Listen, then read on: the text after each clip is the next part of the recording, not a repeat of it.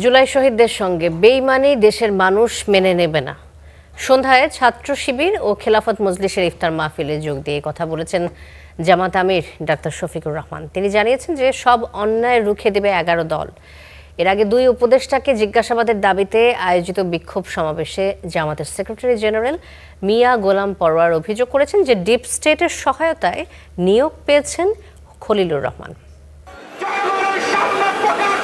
অন্তর্বর্তী সরকারের দুই উপদেষ্টা সৈয়দা রিজওয়ানা হাসান ও খলিলুর রহমানের বিরুদ্ধে ভোট ইঞ্জিনিয়ারিংয়ের অভিযোগ এনে বাইতুল মোকাররমের উত্তর গেটে এই বিক্ষোভ সমাবেশের আয়োজন করে ঢাকা মহানগর জামাত ইসলামী।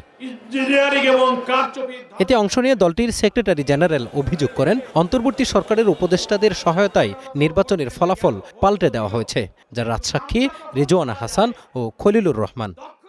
তাই এলো ইনোভার, যেন আপনি লাইফে থাকেন রেডি প্রতিদিন। Innova, designed for now. বিরোধী দলে থাকলেও তাদেরকে আমরা মেইন স্ট্রিমে আসতে দেয়নি, এই কথার অর্থ কি? সমাজের সুশীলদের কাছে ব্যাখ্যা চাই। রাম বাম সেজে বাংলাদেশকে আমাদের জাতিসত্তা থেকে বিচ্ছিন্ন করার জন্য আন্তর্জাতিক চক্রের সিন্ডিকেট হয়ে যারা কাজ করেন, তারাই এই বক্তব্যের ব্যাখ্যা দেবে। এদিন বিকেলে ইসলামী ছাত্র শিবির ও খেলাফত মজলিসের ইফতার মাহফিলে যোগ দেন জামাতের আমির ও বিরোধী দলীয় প্রধান শফিকুর রহমান। তিনি বলেন, জুলাই শহীদদের সঙ্গে বেইমানি দেশের মানুষ মেনে নেবে না। 24 না থাকলে 26 সালের কোনো নির্বাচন নাই। এই সব কিছুর ভিত্তি হচ্ছে 24।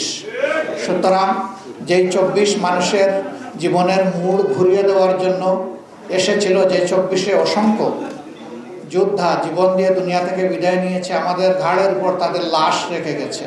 আমরা সেই লাশের অবমাননা করব না, করতে দিব না কাউকে। জামাত সহ 11 দল যে কোনো অন্যায়ের বিরুদ্ধে সবসময় সোচ্চার থাকবে বলেও জানান দলের আমির। কল্যাণের পথে, দিনের পথে, মানবতার। Mazharul Islam, star news, Dhaka.